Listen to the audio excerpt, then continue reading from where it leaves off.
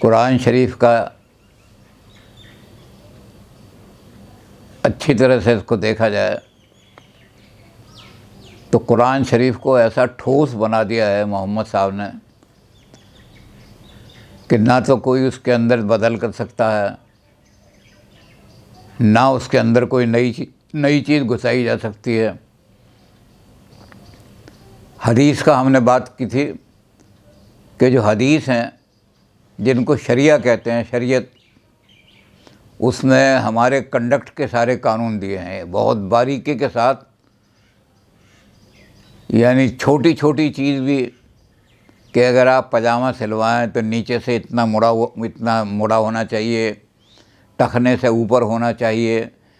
तो बहुत ही बारीकी के साथ हमारे ड्रेसिंग के स्कूल, हमारे उसूल, खाने के कैसे कैसे खाना खाना चाहिए, दस्तरखान कैसे बिछाना चाहिए, तो बहुत ही माइन्यूटली हमारे जीवन के हर पहलू पे उन शरीयत में।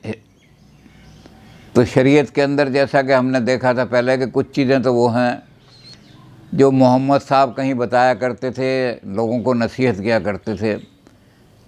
अब मान लो किसी के घर खाना खाने के लिए गए और वहाँ उन्होंने बताया कि तुम्हारा तरीका ठीक नहीं है खाना खाने का। एक अकेला बड़ा थाल लेकर के उसमें सब मिल कर के खाओ खाना, अलग अलग बैठ के जो खाना खाते हो कि हर एक ने अपनी, इससे हमारे अंदर अलगाव ही रहता है।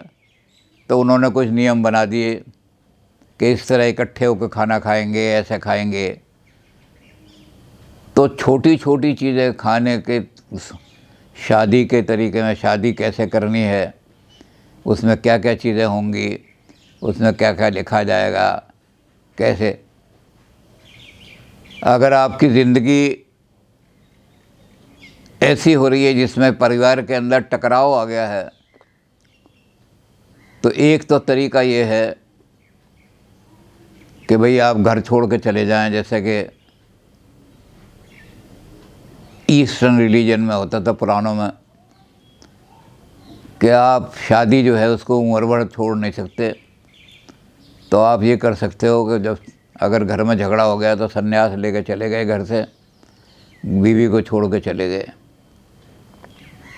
या आपने उसको कहीं ऐसी जगह निकाल दिया उसको, लेकिन वो तलाक़ वगैरह नहीं हो सकती थी। तो मोहम्मद साहब ने कहा कि अगर आपकी ज़िंदगी ऐसी हो जाए जिसमें सुधार ना आ सके तो अपनी गृहस्थ को, अपनी ज़िंदगी को जहन्नुम बनाने की बजाय नरक बनाने की जगह घर को आप अलग हो जाइए, सेपरेट हो जाइए। तो तलाक़ कैसे कैसे दी जा सकती है उसके उन्होंने सारे तरीके लिखे। तो बड़ी बारीकी के साथ हर चीज़ को, शादी कैसे होगी, कैसे विवाह होगा, कैसे लड़कियों को कैसे रखना है, क्या करना है। कपड़ों के लिए उन्होंने कर दिया कि घुटने से ऊपर नाभि तक ये जो हिस्सा है इसको बिल्कुल ढक करके कोई भी आदमी जब भी निकलेगा पब्लिक प्लेस में तो ये सारा हिस्सा ढका होना चाहिए। और उसका तरीका अब भी ये है कि अगर कोई मुसलमान कपड़ा सिलवाता है और वो घुटने से ज़रा सा भी ऊपर हो गया तो उसको कहेंगे ये शरीयत के ख़िलाफ़ है, इसको नीचे, थोड़ा नीचे करके लाओ, यहाँ घुटने तक आना चाहिए। और औरतों के लिए कह दिया कि कोई औरत जो है गैर आदमी के सामने अपने जिस्म का हिस्सा, अपना मुंह खोल सकती है अगर चाहे तो, नहीं मुंह पे भी हिजाब डाल ले तो अच्छा है। और हाथ जो हैं उनकी उंगलियां दिखाई देनी चाहिए और कोई दिखाई नहीं चाहिए। तो गैर मर्द के साथ औरत अपने जिस्म का कोई हिस्सा, क्योंकि औरत जो है प्रमादा है, उसको देख करके अगर वो औरत बहुत खूबसूरत है तो आदमी के दिल में वासना जागेगी। तो उसके भी बड़े तमाम कानून बना दिए कि औरत का कपड़ा कैसे बनेगा, कहाँ तक होगा सारा।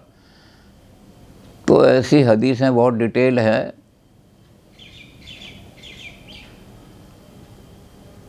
अहले हदीस लोग वो हैं जो कानून को बिल्कुल मानते हैं। इसका भी हमने कल देखा था कि 4 हदीस जो हैं, इन हदीसों को इन्होंने अलग अलग हिस्सों में बांटा। उसमें हनीफ़ी है, मुशफ़ी है, मालिकी हैं, हम्बाली हैं। ये 4 हिस्सों में जो ऑथेंटिक, जिनको कहते हैं बिल्कुल अधिकृत, जिसमें कोई परिवर्तन नहीं है, ये 4 हदीसों को 4 हिस्सों में बांट दिया। हमारे पास जो पश्चिमी उत्तर प्रदेश में जहाँ बहुत सारे मुसलमान लोग हैं, वहाँ ज़्यादातर लोग जो है, अच्छा ये भी कह दिया उनको कि चारों हदीसें सत्य हैं बिल्कुल, इसमें कोई किसी को ये नहीं कह सकता कि ये हदीस जो है ट्रू नहीं है।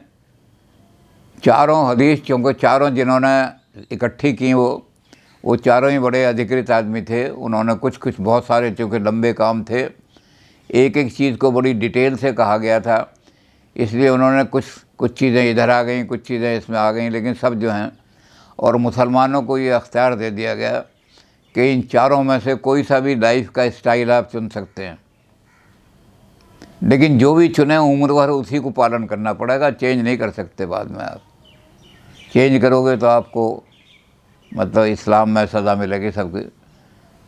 तो इधर जो उत्तर प्रदेश का जो पश्चिमी हिस्सा है, वहाँ हनीफ़ी लोग ज़्यादा हैं, जो हनीफ़ की हदीस को मानने वाले हैं ज़्यादा हैं, और दूसरे लोग भी हैं, हम्बाली भी हैं कई जगह, लेकिन ये हनीफ़ी ज़्यादा है। क्योंकि लोगों को ऐसा लगता होगा, हमें तो पता नहीं, हम तो सिर्फ पढ़ाने वाले हैं, ऐसा लगता होगा कि हनीफ़ी जो हदीस है, हनीफ़ी जो कानून है, वो कुछ सरल लगते होंगे लोगों को, लेकिन हनीफ़ी ज़्यादा है। तो जो हनीफ़ी हैं वो दूसरों को बुरा नहीं कह सकते कि तुमने, हम्बाली लोग जो हैं गलत रहा, वो कहेंगे चारों हदीस जो हैं वो मुकम्मल हैं, चारों ठीक हैं। तो हदीस के हिसाब से जो ज़िंदगी गुजारते हैं उनको कहते हैं, हदीस को कहते हैं सुन्ना, और इसलिए जो हदीस के मुताबिक ज़िंदगी गुजारते हैं उनको कहते हैं अहले सुन्नत, और वो कहलाते हैं सुन्नी मुसलमान। सुन्नी वो हैं जो सुन्नत को मानते हैं, जो हदीसों के मुताबिक काम करते हैं।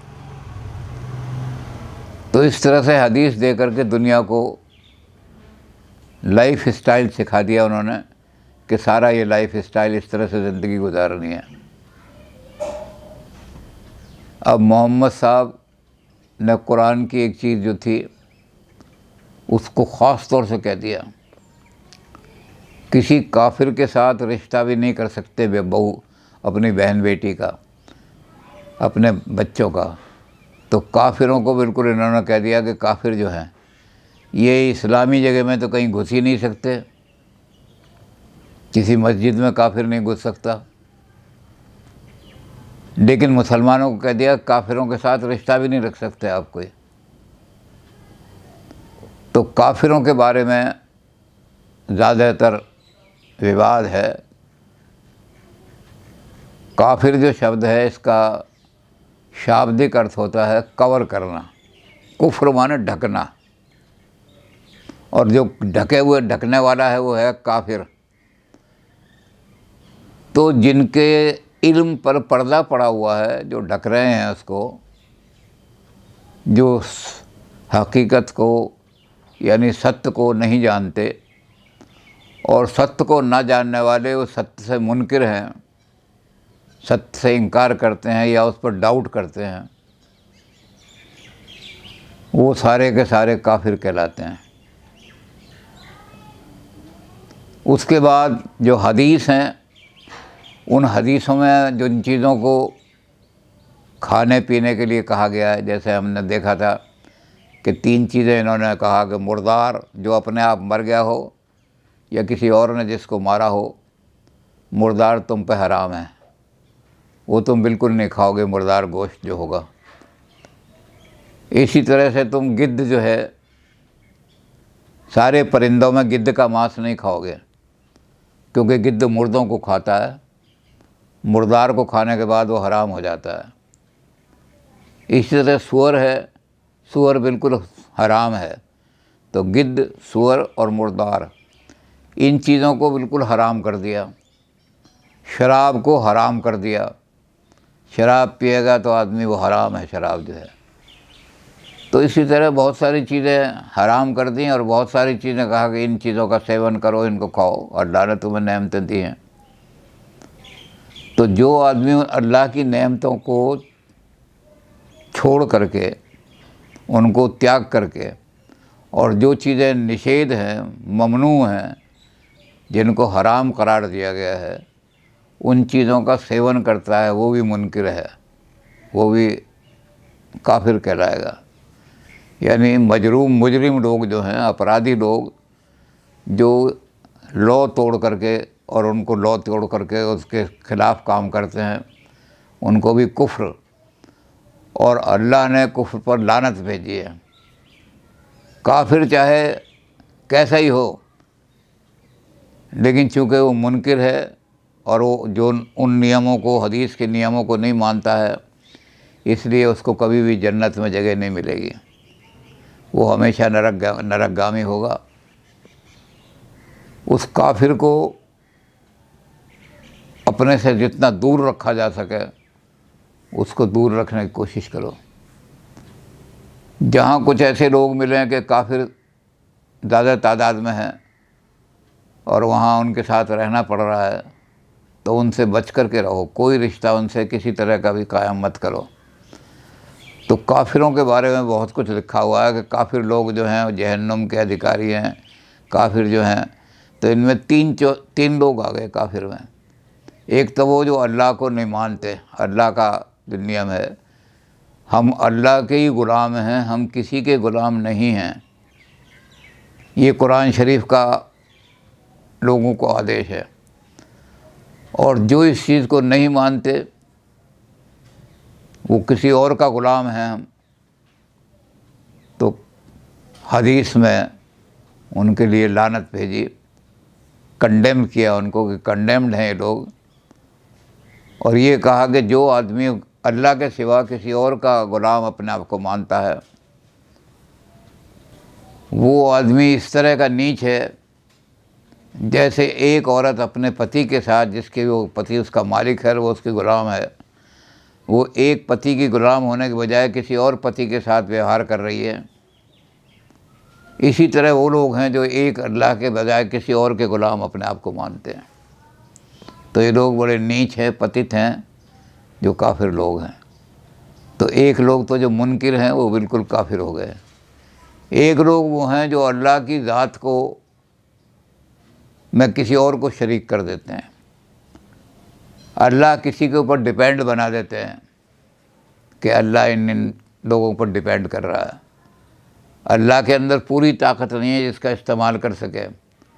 ज़िंदगी का देने वाला और ज़िंदगी का लेने वाला एक अल्लाह है, लेकिन जो लोग ये मानते हैं कि और भी कोई ज़िंदगी का देने वाला है और ज़िंदगी का लेने वाला है, तो वो लोग भी काफिर हैं। अगर वो अल्लाह को मानते भी हैं तो उनको मुशरक कह सकते हैं। मुशरक माने अल्लाह को, अल्लाह की शक्तियों में शरीक होने वाला, ऐसे लोग हैं जो अल्लाह की शरीक। बहुत सारे लोगों ने ये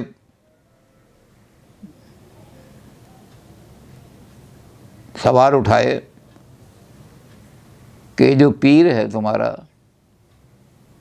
ईरान के अंदर, तुम इसको अल्लाह के बराबर दर्जा देते हो, इसको पूजते हो, इसके कदम चूमते हो।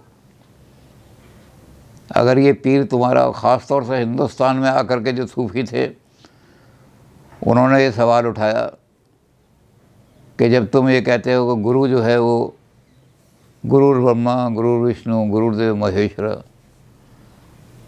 या तुमने सवाल उठाया गुरु गोविंद दोनों खड़े काके लाग पाऊँ, बलिहारी गुरु आपके जो गोविंद देव मिला है। तो जो गुरु को गोविंद से भी ऊपर मानते हैं, उनको सवाल किया उन्होंने कि अगर तेरा ये पीर जो है ये खुदा है, तो इससे कह के ऐसा सूरज एक बना के दिखाया। ये सूरज अल्लाह ने बनाया है, अगर ये खुदा की बराबरी करता है तो आसमान में दूसरा सूरज हमें दिखाई देना चाहिए, दूसरा चाँद दिखाई देना चाहिए। अल्लाह ने जो उम्मत बनाई है, ये इंसान बनाया है, ऐसे कोई उम्मत नहीं पैदा करके जो इंसान के अलावा हो, लेकिन इंसान जैसी हो, ऐसी कोई आदमी पैदा करके दिखाएं। तो जिन लोगों के अंदर ना ज़िंदगी देने की शक्ति है ना ज़िंदगी लेने की शक्ति है, ना वो कोई चीज़ क्रिएट कर सकते हैं ना वो कोई चीज़ डिस्ट्रॉय कर सकते हैं, उनको अल्लाह के बराबर जो मानते हैं वो भी काफिर हैं। और तीसरी चीज़ दहरिए, भौतिक जगत को ही मानने वाले। ये लाइफ हमारी जो है यहीं ख़त्म हो जाएगी। मुसलमान लाइफ आफ्टर डेथ जैसे हम कहा मानते हैं कि एक दिन आएगा, उस दिन अल्लाह जो है वो बुलाएगा सबको अपने सामने, और वो कब्र में से अपनी अपनी तख्ती जो होंगी उनको लेकर के जाएंगे। तो लाइफ हमारी यहीं ख़त्म नहीं होती इस दुनिया में। भस्मीभूतस्य देहस्य पुनरागमन कुतः, चारवाक ने कहा कि जिस दिन ये शरीर भस्म हो गया दोबारा नहीं आएगा ये शरीर। तो जो लोग यहीं ज़िंदगी को इसी दुनिया में ख़त्म मानते हैं और इसी दुनिया को आखिरत मानते हैं, यही दुनिया आखिरी दुनिया है, वो भी काफिर हैं। तो काफिरों के बारे में बहुत ज़्यादा उन्होंने कुरान शरीफ में लिखा कि काफिर जो हैं वो तो ज़लील लोग हैं, नीच लोग हैं। और कुफ्र को ख़त्म करना, क्योंकि कुफ्र जो है वो किसका मतलब ढकना। जो काफिर है उसने जो ईमान को ढका हुआ है, उसने जो ईमान के ऊपर पर्दा डाला हुआ है, उसके जहन से उस पर्दे को हटाना ये हर एक मुसलमान का फ़र्ज़ है। काफिर जो है उनको ईमान, अल्लाह को मानो, केवल हमारा एक ही मास्टर है और कोई मास्टर नहीं है। और अल्लाह ने जो शब्द हमारे पास भेजे हैं मोहम्मद के ज़रिए, वही हमारी ज़िंदगी को हकीकी रास्ता दिखाने वाले हैं, और कोई रास्ता दिखाने वाला नहीं है सिवाय मोहम्मद के। कोई आदमी रास्ता दिखाने वाला नहीं। जो आदमी तरह तरह के लोगों को रास्ता देखने के लिए मानते हैं वो भटकने वाले लोग हैं।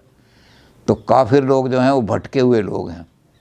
और जब वो पर्दा हट जाएगा, क्योंकि काफिरों ने पर्दा डाला हुआ है इसलिए काफिर जुल्मत हैं। जुल्मत माने अंधेरा, जिनके दिमाग पर अंधेरा छाया हुआ है वो काफिर हैं। तो अब उर्दू में काफिर के बहुत सारे मानी इन्होंने लिए हैं, फ़ारसी में बहुत सारे मानी लिए हैं। फ़ारसी में तो ये कहा कि चुकुफरत काबा बरखेजद कुजा मानद मुसलमानी। अगर काबे के अंदर काफिर पहुंच गए,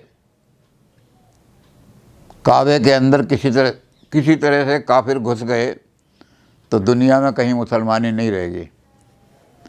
इसलिए काबे के अंदर बिल्कुल काफिरों का ममनू है घुसना। 1 मील दूर नमाज़ पढ़ाई जाती है, उसके बाद आगे नमाज़ नहीं पढ़ाई जाती, फिर तो सर्कल करते हैं। तो वहाँ नमाज़ पढ़ने में जो आदमी जानता है कैसे नमाज़ पढ़ाई जाएगी, कौन कौन से मंत्र पढ़े जाएंगे, उससे पहचान हो जाती है कि ये मुसलमान है। और जो आदमी उस नमाज में मंत्र ही कुरान के आयत नहीं बोल सकता, कलमा नहीं बोल सकता, उससे डाउट हो जाता है कि ये मुसलमान नहीं है, तो उसको आगे नहीं जाने देते, वहीं मार देते हैं, कुचल देते हैं, पत्थर मारते हैं, उसको किसी तरह कर देते हैं, लेकिन वो जा नहीं सकता।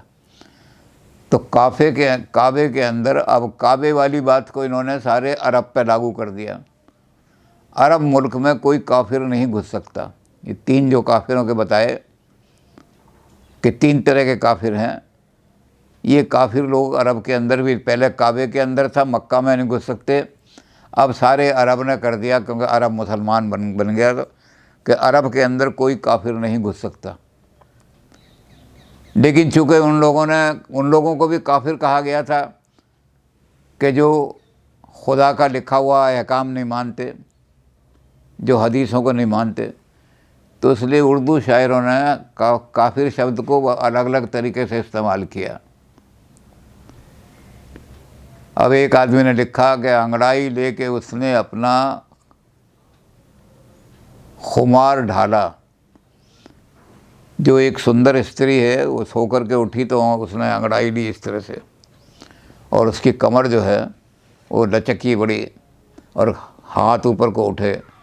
तो कहते उसको देख कर के समझा कि ये वो है जो अपनी अदाओं से, अपने नखरों से लोगों को मार रही है, वो मर रहे हैं।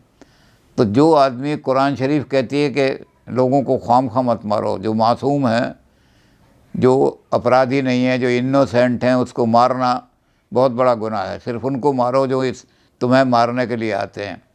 और इसने अपनी इस तरह की जो अपने वो दिखाया, नाच नखरे दिखाए, उससे पता नहीं कितने लोग मर गए। तो कहते ये काफिर है, कि काफिर की इस अदा ने हमको तो मार डाला। तो इनको भी काफिर कह दिया कि काफिर जो दूसरों को सताएगा और कुरान शरीफ को नहीं मानेगा। फिर जो आदमी, इन्होंने कहा कि जाहिद शराब पीने से काफिर हुआ मैं क्यों? क्या 1.5 चुल्लू पानी में ईमान बह गया? तो उन्होंने कहा कि तू जो कहता है कि जो शराब पी लेगा वो काफिर हो जाएगा, तो तेरा ईमान इतना कच्चा है कि 1.5 चुल्लू पानी में बह जाए। तो काफिर को तरह तरह से इन्होंने बांधा। तो एक जगह इन्होंने काफिर शब्द जो था उसको ऐसी जगह रख दिया जिससे लोग बड़े घबरा गए, क्योंकि बहुत ऐसे शेर आपको मिलेंगे फ़ारसी में और उर्दू में जहाँ काफिर शब्द को तरह तरह से बांधा गया है। काफिर वो है जो दूसरों को परेशान करता है, काफिर वो है जो दूसरों पर जुल्म करता है क्योंकि अल्लाह का हुक्म नहीं मान रहा हो। काफिर जो है तरह तरह के जो अपराध करता है वो भी काफिर है, चाहे ऊपर से नमाज़ पढ़ता हो लेकिन जिनाकारी करता है, मान लो दुष्कर्म कर रहा है, तो वो भी काफिर है क्योंकि उसने अल्लाह का हुक्म नहीं माना।